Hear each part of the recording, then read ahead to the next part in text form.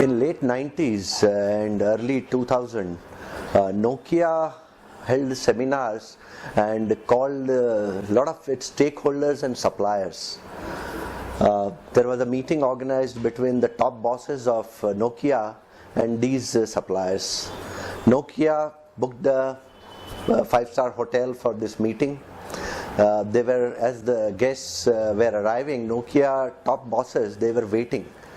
And when the stakeholders came there, they saw there are few engineers, fresh engineers and young boys with backpacks on their backs, and they are coming for attending this meeting.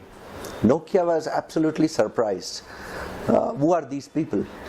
Nokia had called most of its suppliers, who are basically the app developers and programmers, and this bunch of young professionals, it's a new breed of entrepreneurs. They came for attending these meetings. Nokia was shocked to see the vast change in the way the business is handled. Now these entrepreneurs who came to attend the meeting with Nokia are the real innovators. This is the time break when the things started changing in the innovation, the rate of innovation. Innovation is nothing but it is conversion of creativity into ideas which can be used for commercial purposes. Now, the theory of innovation and entrepreneurship, if you want to understand, then you have to see what is first creativity. People who are creative, they have a lot of concepts, ideas, and they give these ideas for the development of commercialization. Now, the innovation is converting these creative ideas into commercial utilization or commercial purposes. If you see the Stone Age, that time man invented a wheel.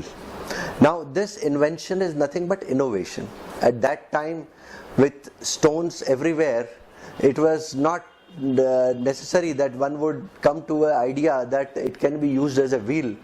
It can be carved into a wheel and then it can be used for a mobile activity. Slowly from the Stone Age, the mobility converted from a manual mobility to an auto mobility.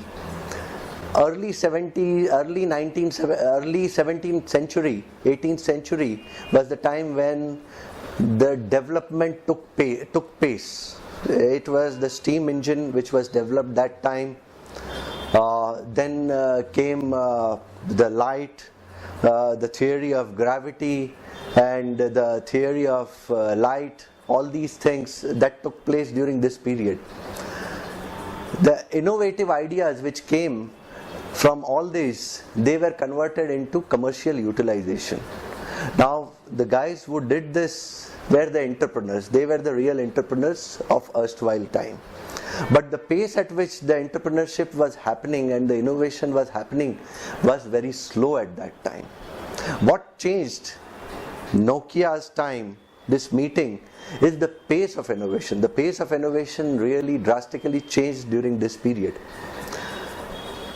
Now, these individuals who came for Nokia's meeting, they are developing various variety of phones. Now, in innovation, if you are not keeping pace with what is required in the market, then you can be out of business also. I want to use the same example of Nokia to give you the demonstration how this how the obsolescence can cause a problem in the market. Nokia was very top heavy company. They were developing, they were into the phone business right from beginning. The mobile market was theirs right in the beginning. They were the leaders, and almost 80-90% of the sales in 90s was the Nokia phone. It was the most saleable phone. But with the app development, the onset of the smartphones, what happened? The smartphones started replacing the technology. Nokia did not keep pace with the technology. Nokia was very much adamant on going by their standard mobile phones. They did not give enough importance to the smartphones. Smartphone was the key because the young ones, who are the mobile users? The young people use mobile most. The old people started using mobile after watching the young people using the mobiles. So Nokia simply lost business because they did not develop themselves into smartphone market. And the smart people in this business were Samsung and Apple. So Apple is an example of, again, innovation, high in innovation. Apple has innovative ideas. It takes clues from small little things, gives them a creativity, and then comes out with a product which is a completely new design for application. So this application, when it is given to a specific crowd, which is a crowd which gives money or which is ready to pay for even a small addition in value, it gives a big business. Apple's market share was hardly anything when Nokia's market share was 90%. Slowly Apple's market share grew. Apple's market share may not be even 15 or 20%, but Apple's market in terms of volume of dollars of business in the mobile market is more than 40% because it is at the high end of this market. Samsung was another example which really took advantage of this innovation. They were the ones which came with smartphones, and everywhere it was Samsung mobile phones which were in the hands of people. Every 3 months there is an innovation, there is a new product which is launched by Samsung. Nokia lost the deal. They came out with Lumia very late in the game. So this is what the innovation can do to you. If you are not innovative, you cannot sustain in the business. So sustainable innovation is the criteria or the key that every company, organization, or every individual must continue with. So a successful entrepreneur, whether it is a small entrepreneur who is a small-time businessman or a large conglomerate like Nokia, they need to make sure that they are innovative all the time. There is no place for people who are constant in life, who are not developing. Change is something which is the only thing which is not constant. So change is consistent, and every person who sees an opportunity in change is a good entrepreneur. Who is an entrepreneur? A person who takes the change in the right stride, uses that as an opportunity, whether the change is actually causing a damage to his business, but in that damage he sees an opportunity and comes up with a new thing. He is an entrepreneur. He takes a lot of risks, and if you take more risk, there is more benefit. The theory of risk management, if you go with the risk cycle, people who take lesser risks, they gain less. So lesser the gain, there is no, the lesser the pain, there is no gain. So more the pain, there is more gain. So just a simple example of banking sector.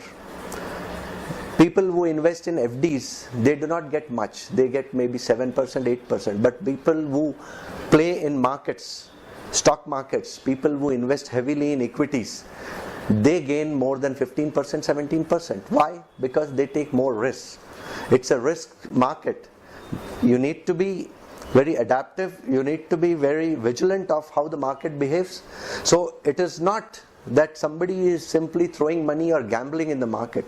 A person who invests cautiously in the equity market, he gains heavily in the end. A person who is very reserved, he will invest in the FDs. For him the gain is constant, but it is very small.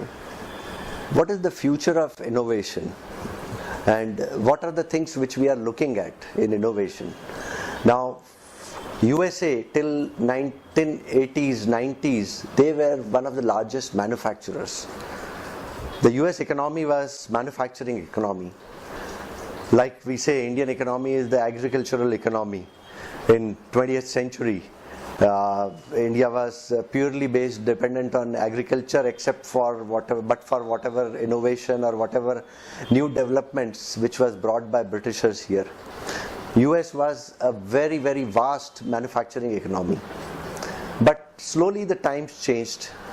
there was a breed of entrepreneurs which came in USA, and they started going into a different research mode.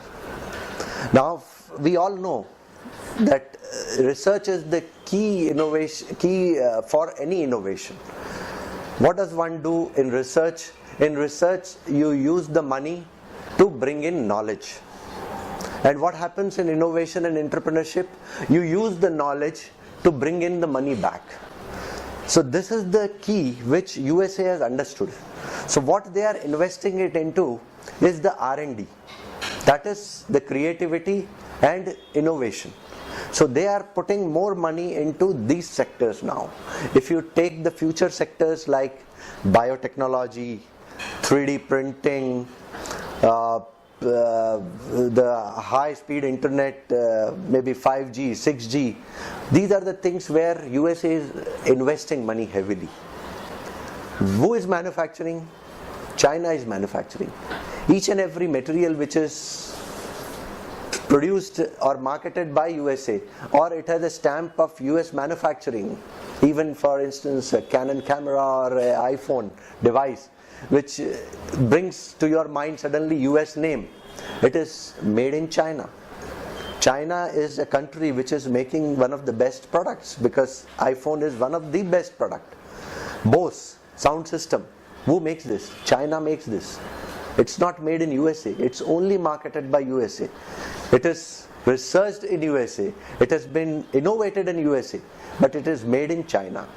So China is one of the economies which is a manufacturing economy of today, which was USA in 1980, 1990, in those times. Slowly US is changing its pattern of economy. What they are doing into the future economy is only service oriented. So all US is doing now is no manufacturing, only servicing. And even in service, there are a lot of disruptive technologies coming. Disruptive is a key thing nowadays. People like Flipkart, people like Amazon, this online selling, these are all disruptive technologies. Slowly, Flipkart has become a threat to all the Indian shopkeepers who are selling on the streets. Flipkart is selling at a lesser price. Walmart, when it wanted to come to India in a big way, still Walmart is not a threat to Flipkart. Flipkart is going to survive. Walmart may be a threat to probably the local banyas, but localbanya.com is a threat to everybody. So it's a disruptive technology which is coming in, and that is taking the place. And that disruptive technology is what? The service oriented industry. There is no manufacturing nowadays. People don't manufacture anymore. Manufacturers do not get that importance anymore. Manufacturing is something which is stagnant. The innovation is in servicing that manufacturing. How you use that production into marketing and how effectively you put that into use to the end customer is the key.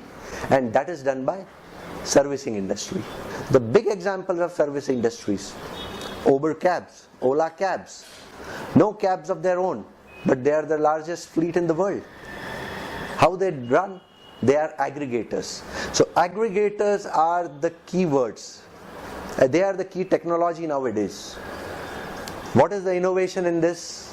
It's just the brainchild of somebody, how he collectively picked up various operators, he puts them together, he has a system and a process, how he will take all this information, and who is doing all this possible? The great WWW. The WWW is itself an example of disruptive technology. How it started? Internet was used by DRAPA first. DRAPA is a research organization, Defense Association of Research Organizations or something in USA. I don't know the full acronym, but it's a research organization in US which first invented internet. And that internet was used for transforming information or transmitting data and information from various universities to their research wings. Slowly, it gave development to WWW, the World Wide Web. And WWW is one of the biggest inventions, one of the biggest innovations in the history of mankind. Today, we are all dead without www. We are all living on internet. So without internet, we are zero. Practically all the applications, wherever you go, they operate on www, the World Wide Web. So internet is one of the biggest breakthrough in technologies, and people who use this innovation very effectively are the great entrepreneurs, and they are the great achievers. Now these innovations which have been made over the years are of no use if it is not put into application and into business. Who does this? Entrepreneurs do this. Who are the entrepreneurs? People who resist change are the entrepreneurs. People who take risks are the entrepreneurs. The maximum resistance faced in any organization is towards a change. When somebody wants to change anything in the organization, it is the job of entrepreneur to manage that change very effectively in the organization so that the impact of the change is not felt, and the change brings in the highest profitability for the company, sustainability for business, and value for money. The entrepreneurs, I will give you certain examples of entrepreneurs. Say there is a company in Israel which innovated small camera. Now that small camera has been made to good use by an entrepreneur by putting it in a pill. It's a digestible camera. It's a digestible pill.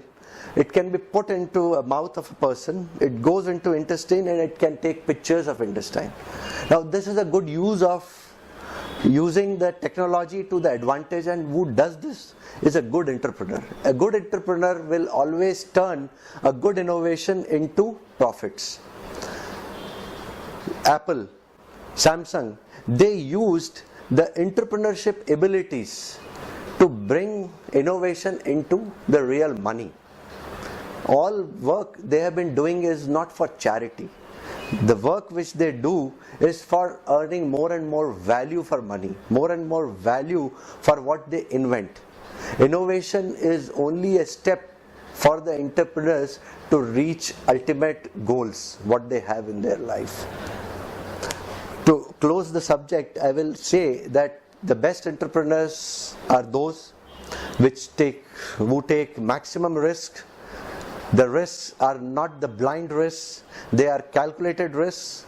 These risks have a mitigation plan, how they will mitigate in case the plans do not succeed, how they will go through this risk mitigation process, and what is their alternative.